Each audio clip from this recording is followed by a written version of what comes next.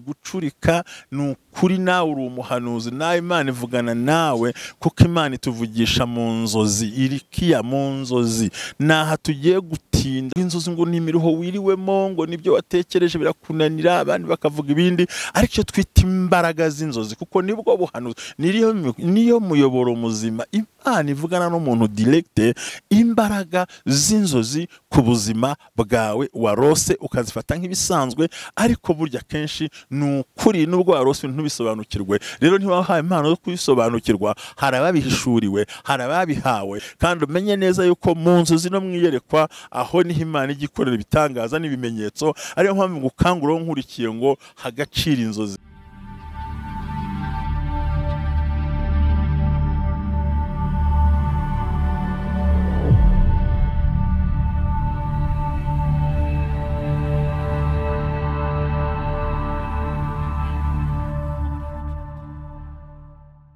nongeye kubasuhuza nongeye kubaramutsa mwe mwese inshuti z'Imana abakunzi ba channel yacu yanyu iyo mwifuza nanjye nifuza ko tuganiraho buri munsi ku manywa na nijoro hanyuma babwire ngo n'ubumwe bw'abera ministries cyangwa se wavuga ngo n'ubumwe bw'abera TV byose n'uburenganzira bwawe yahoze ari TUT impamvu ro twayihinduye nuko abantu benshi bajyaga bagerageza kugira ngo babashe kugera kwigeraho bikabarushya ntibashe kugaragara mu buryo bworoheje rero twahisemo kugira gutya ariko ni wa mugambi wacu no kubagiranaho ubwuzu twese tukabakunda tukababaho tukajya ko turatwifuza kubakorera ibyiza rero ndabashimira cyane iminsi maze iminsi mukurikirana icyanditswe kera turi gusoma ku magambo avuga ngo imvugo y'Imana ikorite ibonekite se ni gute abantu babitekereza cyane ko twabonye ko muri iyi minsi ya none abantu bari guhura n'ibibazo ingo zirasenyutse business zirahagaze ingendo zirahagaze abantu barasinze batanyoye abantu baradandabiranye kubera abahanuzi benshi batandukanye kubera ubuhanuzi butandukanye cyane ko muri minsi tubona ko impano y'ubuhanuzi ariyo powerful cyane mu mpano z'Imana zikora nyinshi nubwo se ziba ari powerful ariko cyane ubuhanuzi ku muntu kubwira ibizakubaho akakurondora akamenya ibindi bityo rero byatumye abantu bayijyamo kugira ngo bamugasanga babeshyemo tuzabashaka gutandukana bitari ngombwa niyo mpamvu kuri channel yanyu ubumwe bw'abera TV tarobanura amadini tarobanura isura tarone igihugu ni channel y'umuntu ari wese kandi twifuza gufasha ujye uhamagara nimero iri munsi tugufasha isaha yose uko wabishaka uko wabyumva nuko wabitekereza ikingenzi nuho gusa tukubwira ngo komera Imana muri kumwe kandi Imana iragukunda rero nshuti z'Imana abakozi b'Imana nshuti turi kumwe ahangaha ndabaramukije mwese abatuye i Kigali batuye Gahanga batuye muri makartier atandukanye mu mujyi wa Kigali reka mvuge Kimironko Kicukiro reka nkomeze mvuge n'ahantu hatandukanye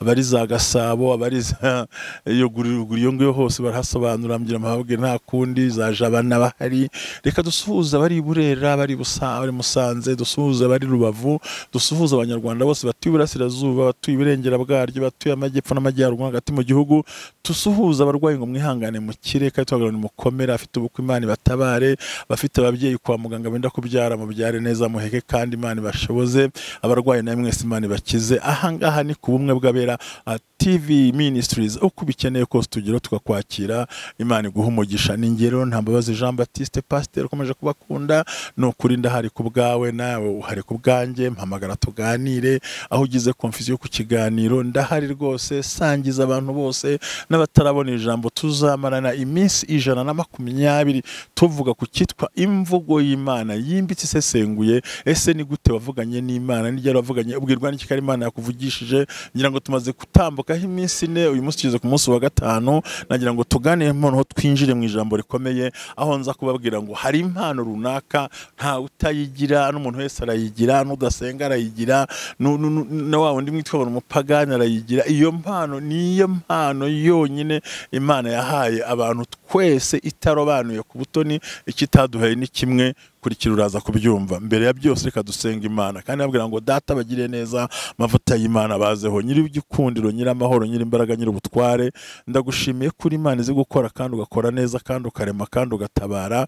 Ndakwinginze Yesu kurushaho kwigaragaza kandi ugaragaza imbaraga muri kino kiganiro. Komeza ushyigikire mu izina rya Yesu. Duhagaritse ubutware bw'abadayimoni barwanya ibintu nk'ibi, ko tuba turimo tumusenyera ibihome, tumusenyera aho yihishe, aho yateye amagi tukahavunagura, tukahamena, tukahigizayo, bityo bigatuma arakara uburakari bukaza kuduhitana, ariko twiringiye imbaraga zawe zikomeye kubwa Yesu Kristo umwami wacu. Amen, amen.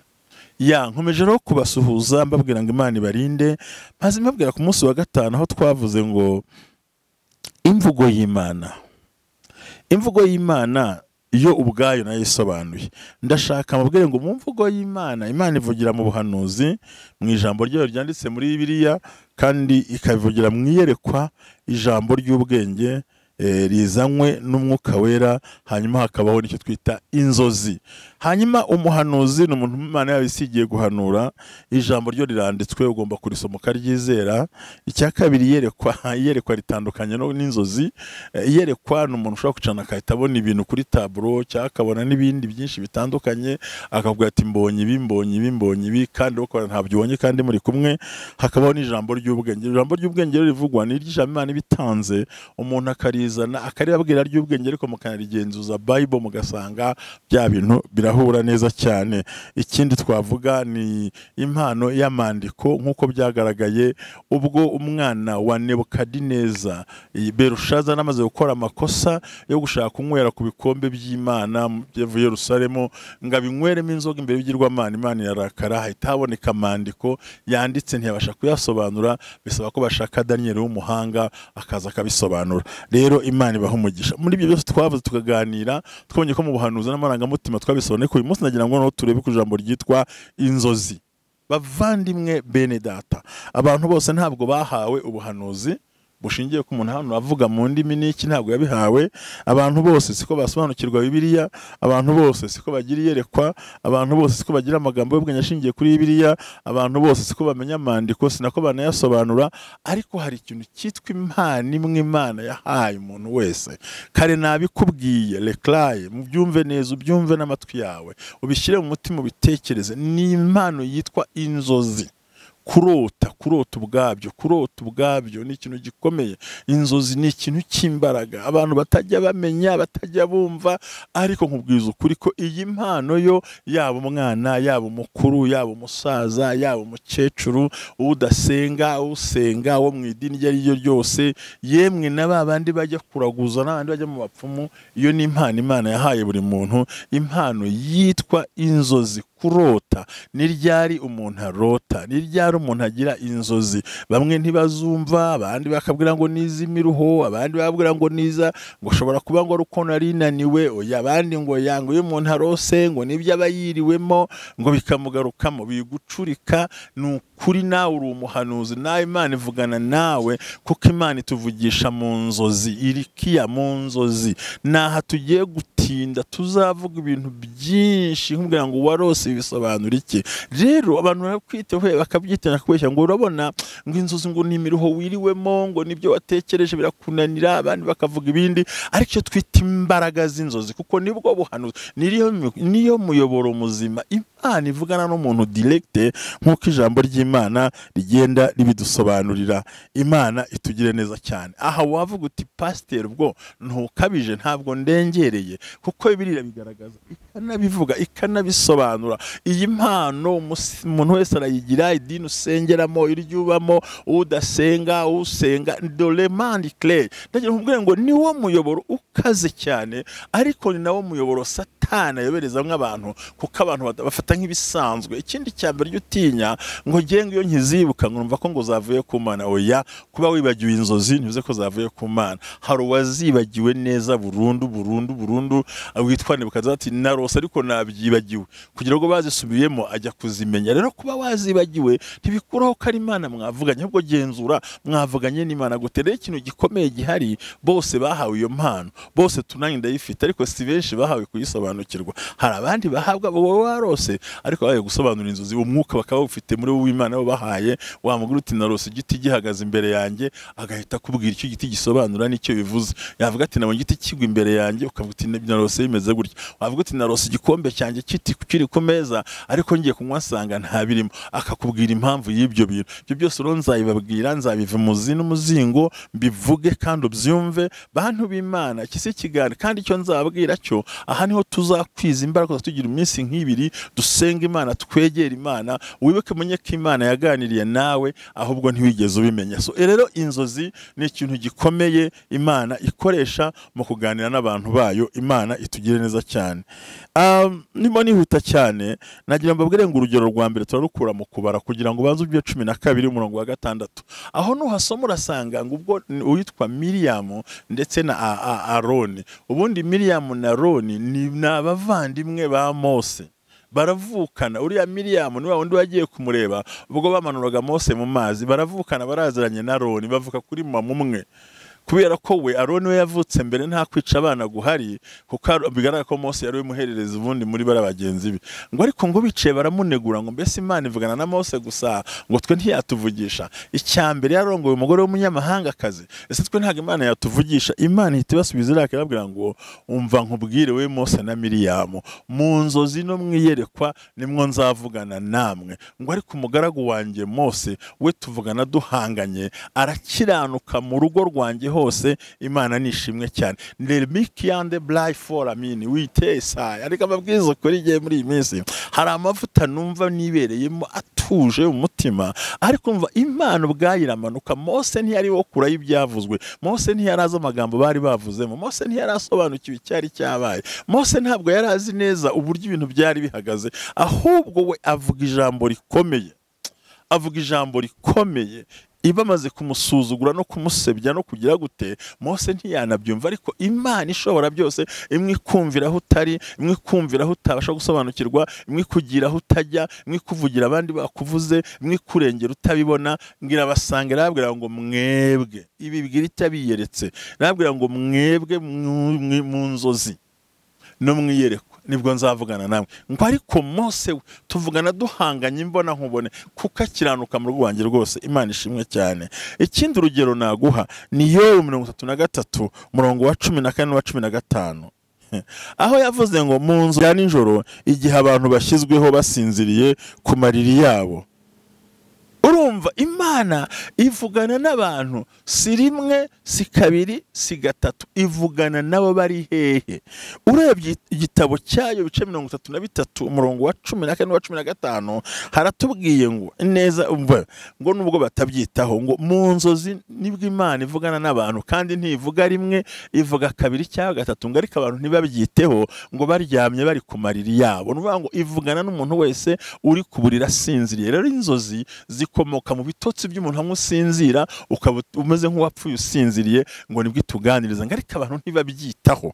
Aya magambo yumve neza, nagira ngo wumve icyo twita imbaraga z'inzozi ku buzima bwawe warose, ukazifata nk'ibisanzwe, ariko burya kenshi n'ukuri nubwo warose ntubisobanukirwe. Rero ntiwahaye impano yo kubisobanukirwa, hari ababihishuriwe, hari ababihawe, kandi muri abo ndimo, muri abo Imana yampaye iyo mpano nyiziho. Imana yayimpamije ku mutima ndayisobanukiwe, bivuze ngo irakomeye. Haratubwiye bice uze kwa 33 muri Yobu, haravuga ngo mu nzozi no mwiyerekwa rya nijoro igihe abantu bashyizweyo nibwo nzavugana nabo nubwo batabyitaho. Niho numvisha amatwi y'abantu igashyira ikimenyetso ku by'ibigisha nubwo batabyitaho. Iri jambo kutabyitaho, urabona ko tubonye inshuro ebyiri aho bigaragaje ko Imana ivuze icyitwa inzozi no mwiyerekwa. Haracyari amagambo menshi yo kubisobanura. Turaza gusanga amagambo aboneka mu gice cya mbere cy'Abami, igitabo cya mbere cy'Abami ibice 3 umurongo wa 5. Salomo Imana imusanga i Gibeyoni mu nzozi nijoro, iramubaza iti saba icyo ushaka nkiguhe. Lemiando lebos pai nevaye. urumva aya magambo dusomye urabona neza ko agaragaje ko Imana yasanze nde Salomo mu nzozi. Nkweretse ibice bitatu bigaragaza icyo twita langoma ndika manemando rimastefa ezoruyama. Muri iyi minsi ndimo ndafashwa. Imana nawe irakuvugisha nubwo utabimenya. Ni amagambo akomeye aho tubonye ngo Salomo Imana imusanga mu nzozi Igibiyoni ninjoro asinziriye ashyizweyo. Abarinzi ntibazi uko yavuganye n'Imana, nta muntu wabisobanukiwe. Burya inzozi n'ijwi ry'Imana ibwira buri muntu ku giti cye, n'uwo muryamanye ntabimenye. Iramubwira ngo saba icyo nshaka ndakiguha, nawe ayisubiza mu nzozi irakimuhereza. Reka mbereke andi magambo yo nzavuga nitonze. Samweli, igitabo cya mbere cya Samweli, bice 28:15. Ni inkuru zisobanura kuri Sawuli ubwo yaramaze kugoma ku mwami Imana. Ijambo ryo tuzariganiraho nitonze cyane. Nawe ngo aramanuka ajya gushaka umurozi aramushikisha, aramubwira ngo Imana yarantaye, nta buhanuzi cyangwa inzozi nkibona. Murumva rero ko buri muntu wese iyi Mana arayifite, nawe urayifite, nanjye ndayifite. Iyi ntigombera ko waratijwe mu mazi menshi. Inzozi n'ijwi ry'Imana rivugana nawe, ahubwo ntubimenya. Nijwi ry'Imana rikuburira, ahubwo ntubimenya. Nk'ubu wasanga bahagaze muri toilette yanduye, nta menshi nisobanura. Uhagaze se ahantu baguteye ibyondo, nta ngo wasobanura iki. Ese uhagaze igiti kimaze gushamika, bisobanura iki. Hari n'izindi warota zihariye. Urumva aha hantu ni amagambo tubonye ku mbaraga z'ubuhanuzi. Bivuze ngo iyo mvuze ijambo inzozi, ndagira ngo umenyeshe nkurikira abiga ishuri rya Bibiliya barabizi ukuntu njya mbaganiza amagambo y'Imana. Si ukuvuga ibintu umuntu atoye mu nzira gusa, ahubwo birafatika. Ni ukuvuga ngo mu isezerano rya kera ijambo inzozi harimo amagambo inzozi 65 mu isezerano rya kera. Bivuze ngo mu bitabo 66, 65 ugiye kubara usanga byose bivuga ijambo inzozi. N'igitabo kimwe, ariko si kimwe, ahubwo ubwo nagiye mbara kuri average ya buri gitabo cyose, ariko yenda haro bitananditse. Ariko bigaragara ko mu isezerano rya kera ijambo inzozi kurota ari inshuro 65. Hanyuma isezerano rishya ni inshuro 9 mu bitabo 27. Bivuze ngo rero mu bitabo byose dufite aha ngaha harimo inshuro 74 zisobanura icyo twita imvugo y'inzozi, kandi inzozi akaba ari yo mvugo y'Imana direct kuri wowe nanjye, nta wundi uhaciye. Gusa kuzirota ni kimwe, ariko ntiwahaye kuzisobanukirwa. Rero gera babihawe bagusobanurire, bakubwira impamvu uteruye umwana wanduye, bakubwira impamvu utera umwana w'umuhungu wanduye niki, utera umwana w'umukobwa wayanduje niki, ese wicaye ku ntebe igahirima niki, ese uhagaze hejuru y'intebe bisobanura iki, ese umuntu akuzaniye amazi wajya kunywa akameneka bivuze iki, ese urose uhagaranye n'abakomeye bisobanura iki, ese urose ubona mama wawe yaryamye ku buriri bwawe kandi nako nyoko buko aryamye ku buriri bwawe kandi ufite umugabo, ese bivuga iki, ese kwa kundi urota iwanyu bapfuye, ese wibwira ko ari bo barose cyangwa ni daimoni ushanje muri wa muntu araza. Byo byose ugomba kubimenyera. Biragaragara ko tubonye neza yuko inzozi ari zo mbaraga zikomeye Imana ivuganiramo na buri muntu wese ahava akagera, mu buryo arimo bwose, mu nzira arimo, mu cyerekezo arimo. Ivugana n'umuto, umukuru, unaniwe, ushonje, urwaye, udakijijwe, ukizwa, ugenda, uwo ari we wese, umukire, umukene, kuko agomba. Niyo nzira yonyine Imana ivugana natwe. Nubwo kwa mu gitabo cyawe dusobanuriye ngo nubwo Imana ivuga, ntivuga rimwe, ntivuga kabiri gatunga, ariko nubwo abantu batabyitaho ngo kandi bari ku mariri yabo ngo nibwo ihamishije muri izo nzozi zabo. Imana tugire neza cyane. Rero urumva ko inzozi ari umuyoboro mwiza Imana ivuganiramo n'abantu bayo. Rero iyi mpano nawe urayifite, buri wese niye nubwo atabyitaho. Ndakubwiza ukuri ngo iyi mpano ni yawe, nushaka ubimenye neza, uyica rubizi. Ni impano Imana yaguhaye. Nshatse kukwereka imirongo yose navuze hejuru, umenye ko nkweretse ko mu isezerano rya kera harimo inshuro 65 zisobanura inzozi ya 60 yego 5, hakamo n'inshuro 9 mu isezerano rishya hose havuga icyitwa inzozi niyerekwa. Shuti y'Imana rero, umukunzi w'Imana abadukurikiye abakunzi b'umwe bw'abera TV TUT Ministries, ndagira nkubwire ikintu gikomeye, wicika intege wicogora, kandi Imana ikumpera umugisha, Imana ikugire neza, Imana ikwambika imbaraga, Imana igukomeze, Imana ikurengere mu bintu byose. Rero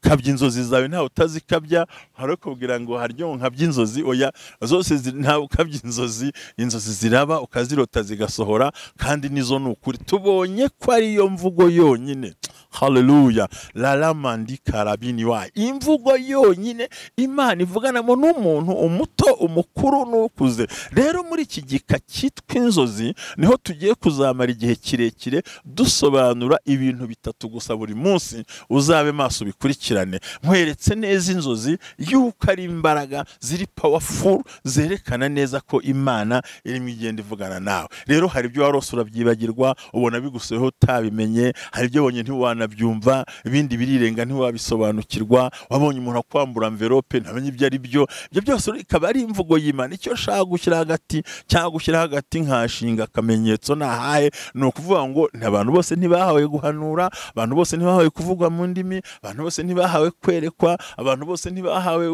guhishurwa amagambo y'ubwenge, abantu bose ntibahawe amandiko, ntibahawe gusobanura inzandiko, ariko hari impano imwe twese twahawe, yabukijwe n'udakizwe, usenga n'udasenga. Ni cano Imana yashyiriyeho, ni umuyoboro Imana yashyiriyeho ihanahana amakuru n'umuntu wayo, ariyo twita inzozi. Nkuko twabonye ngo baryamye bari ku mariri yabo, Imana ibasangayo. Farawo yabiboneye mu nzozi, abona ko azatera inzara, habura umusobanurira.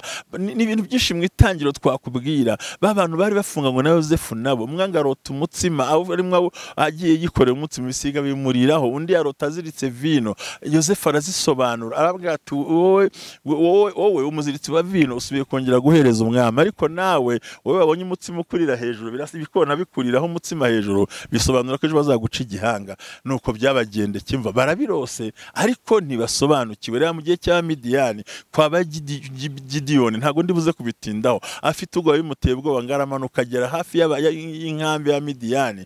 Ijwi yumva ngo abantu bamwe basobanuza umwe ati naraye ndose mbona irobe ry'umutsima ryikaraga ku mahema Midiyani yose agwa hasi ararangira. Ati ibyo byanshobe. Mugenzi we atumva, reka nkubwire, iyo ni inkota y'Uwiteka na Gidiyoni. Gidiyoni abashirika ubwo barabyumvise. None se Nebukadineza byagenze gute? Abantu bararose, abantu bararota, nawe urarota, n'undi ararota, ariko si ibyo warose byo biha agaciro. Ibyo warose byo se ubimenye ko babirose? Ese ibyo warose byo bihagararaho neza? Ese iyo ubirose byo bigenza gute? Ese iyo ubyicayemo byo bisobanukirwa gute? Ese muri izo nzozi hari icyo ubona? Ese muri iryo yerekwa hari uko ubigenza? Muri uko kurota kwawe hari icyo ubikoraho? Ndagira nkubwire ngo usobanukirwe ibintu bikomeye, kandi umenye neza yuko mu nzozi no mwiyerekwa aho niho Imana igikorera ibitangaza n'ibimenyetso. Ariyo mpamvu ngukanguraho nkurikiye ngo hagacira inzozi. Bose ntibahawe kurota. Hanyuma Pawulo yavuye mu nzozi, yavuye muri gereza gute? Ngo yumvaga ari marota. Nkuko nakomeje kubaganiriza mbabwira yuko Bibiliya, ijambo ry'Imana ubwayo,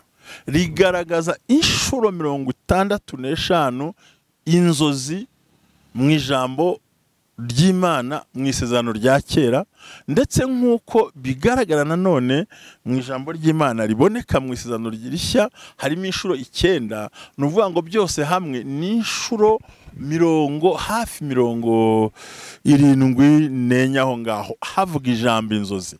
Bavandimwe bene data, nshuti z'Imana bakurikiranye TUT, yahindutse ubumwe bw'abera Ministries. Iri jambo uryumve nk'ijambo rikomeye kandi rifite imbaraga. Bishatse kuvuga icyahangaha, ni ukuvuga ngo iyo niwo muyoboro wonyine Imana yashyiriyeho abantu b'Imana ngo baganire. Ariyo mpamvu duhereje ku munsi wa gatandatu tugiye gusobanura inzozi ku nzozi, ijambo ku ijambo, imvugo ku mvugo. Tumaze kubona ko ubu umugabo, ubu umugore, ubu umusore, ubu inkumi, ubu udasenga, ubu usenga, ubutiyiriza, ube wiyiriza, udakijijwe, ubu ukijijwe, ubu usinda, utanasinda. Uyu ni umurongo Imana nyiri igihugu yahaye cyitwa ijuru cyo kuganiraho n'abakomeye n'abategetsi. Urumva, umukene ararota, umuyobozi akarota, kandi abantu benshi bamaze gusobanukirwa iri jambo karyumva. Niyo mvugo yonyine Imana igivuganamo n'abantu bayo. Nagira ngo ngukangurire kuzakurikirana ibiganiro bizakurikiraho kugira ngo baze ubyumve. Nahubwo ngo Nebukadineza yarose igishushanyo ariko ntiyagisobanukirwa.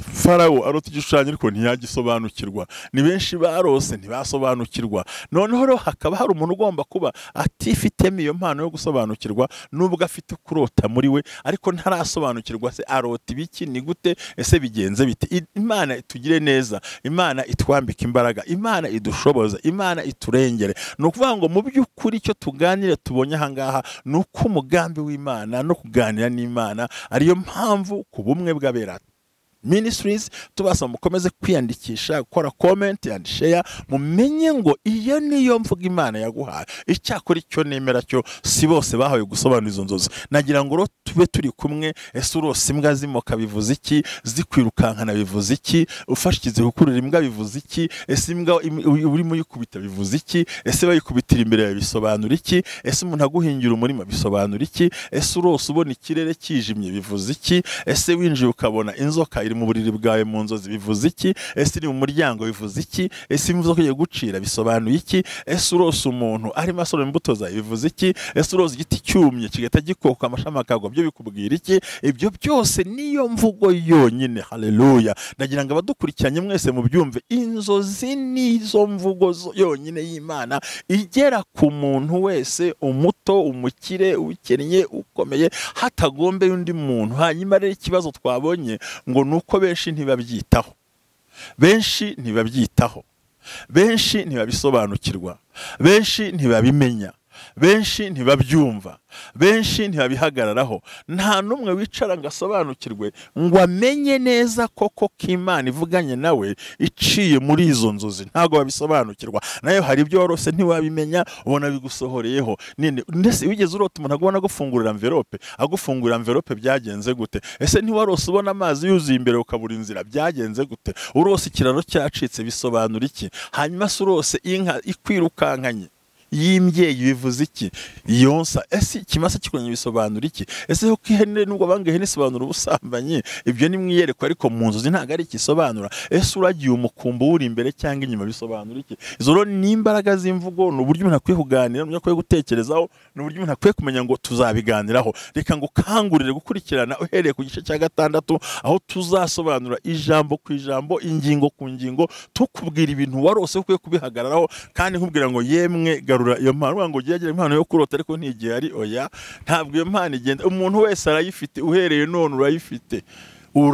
Ese iyo umuntu ubonye akunywera itabi imbere, nk'urugero nkubwira akantu gatoya, uretse ko ariko itabi burya ari amagambo, noneho ntihari kunywesheje, ahubwo agutumuriyeho umwotsi w'itabi, bivuze ngo agushumurije amagambo atarabaho. Wirinde mu cyo uvuga, bisobanura iki ibyo ngibyo? Kunywa itabi ni amagambo, kugutumuriraho umwotsi w'itabi ntabwo ari amagambo, ahubwo bazagutegera ku ijambo uzavuga, baribyaza umusaruro. Umuntu aguhaye igikarito cyuzuyemo urumogi yavuze iki? Ese umuntu aguhaye inzoga yavuze iki? Abenshi bazi ko inzoga ubwayo ari iki, ngo inzoga nayo ari amagambo. Hoya, ashobora kugupfundurira ngo unywe kandi bikagenda bityo, ariko siko kuri kwabyo. Nagira ngo rero tuganire muri inzira ikomeye, tuvuye ku ijambo ry'Imana kugira ngo komera, wicika intege, wicogora, hagarara neza, hagarara wemye, hagarara mu buryo bwiza, hagarara mu nzira nziza, hagarara mu cyerekezo cyiza, umva ijambo ry'Imana. Burya inzozi akenshi kuba umuntu ubonye akurundiye inzoga mu nzu, hoya nta mpamvu, ni umutego byaguteze hirya iyo ngiyo. Hari uzabona gushumurije inkoko y'isake, bivuze icyo aho ngaho. Hari uzaya kubona ubone wahinze imboga nziza ku murima, satani ntuze ubone inkoko kaziraje n'isake zirarashye za mbuto ziraziranduye, bivuze iki? Biravuze ngo ufite umuntu, inkoko iba mu rugo, yirirwa mu rugo, itaha mu rugo, biravuze ngo hari uwo mu bawe, mu nshuti zawe uzagambana agasiribanga ibintu byose wari ufite. Nurota inkoko ntukabinjije, nurota isake ntukabinjije, kuko hariza gusoroma, harirahiga kure imbuto zikagwa. Uzi icyo bisobanura aho ngaho? Nuvuga ngo kuko inkoko itaha mu nzu, ikarara mu nzu, ikaba mu nzu, biravuze ngo hari uwo mu bawe uzajya usenya ibyo wubatse. Noneho niba irimo ishogora ukabona imirarisha ikuraho utubabi, byo bisobanura iki? Nabyo bisobanura ngo hari ibyo ugiye kugeraho ariko bizatwarwa, uzahemurwa n'uwo mwabanaga, wari inshuti wo mu nzu yawe, cyane kuko n'ubundi itaha mu nzu, n'ubundi byonnye ariyo muri iyo nzu. Rero tumenye gusobanukirwa n'imvugo y'Imana ikomeye, kandi ntugire ubwoba, Imana izaguhishurira ibikomeye, Imana izakugeza kure. Reka mbabwire ngo nimukomere, muhabwe umugisha n'Imana. y'Imana ishobora byose. Imana ibarengere, mwambare imbaraga, mukomere, mugwize ingufu, mugwize gahunda zose, kandi mugire ngo mukore umurimo ukomeye. Imana ibafashe kandi barengere. Nagira ngo ngiye gusoza kino kiganiro, nagira ngo nkwigize imbere gato nkunosheho gake ku cyitwa inkoko. Ntabwo nkubwiye ku ihene iri kuraha, si nkubwiye uzareba ihene abazitunze kera aho iraje isiga ihaciye ikena ikahashwanyaguza. Kubera iki? Nyine yo ntiyitaye ku nzu. Ibyo byose ni umwuka usobanura ko mubawe mu rugo rwawe, yaba umukozi, yaba ucumbikiye umwana w'iwanyu, umuvandimwe uri aho ngaho, ari uri mu bambere mukura bigiye kugera aho azabirwanya. Reka nkubwize ukuri, umuntu aguha agapfunyika katagaragara. Ibyo byose urose uri kuruka ibintu. Hari umuntu urota arimo akurura shikarete mu kanwa ntishiremo, ukarota ubona umuntu ari kwikuramo shikarete nive mu kanwa, akayikurura ntigire iherezo. Bisobanura umuntu utajya wihana mu murimo wese, ntihana iteka, ugasanga horamwe ibyaha bidahindagurika kubera ko ariko abaye ariko ateye. Izo ni inzu. Agakurura shikarete ntive mu kanwa. Hari undi uzabona ahagaze hejuru ya tuwarete yuzuye umwanda. Bivuze ngo uwo muntu afite ibyaha bidahinduka. Noneho kabiri, kuba hazamutsemo ya masaza azamuka ari maduma muri ya tuwarete, bisobanura icyo umuntu umubonye. Birasobanura ngo ibyaha bye byamaze kugera hanze ku gasozi. Yesu urabampera umugisha, nakagaruka naho ku munsi wa gatandatu. Mukomere, mugwize imbaraga, mwuzure umwuka wera. Turi kumwe, comment and share, twongere duhure ku munsi wa gatandatu. Mbase umugisha w'Imana, nguho gusobanura, nguho gusobanukirwa. Tuzamenya byinshi bitaho gusobanukirwa bwa Yesu Kristo umwami wacu. Amen. Mana nyiri igikundiro, nyiri amahoro, nyiri imbaraga, nyiri icyerekezo, ndagushimye. Ngaho kora natwe muri byose, basobanurire mwami, kandi ufungura inkwese umuha umugisha, umwambika imbaraga, umuha amasezerano, muhe gukomera. Ndagushimiye bwa Yesu Kristo umwami wacu. Amen. Shalom shalom. Bifurije umugisha w'Imana.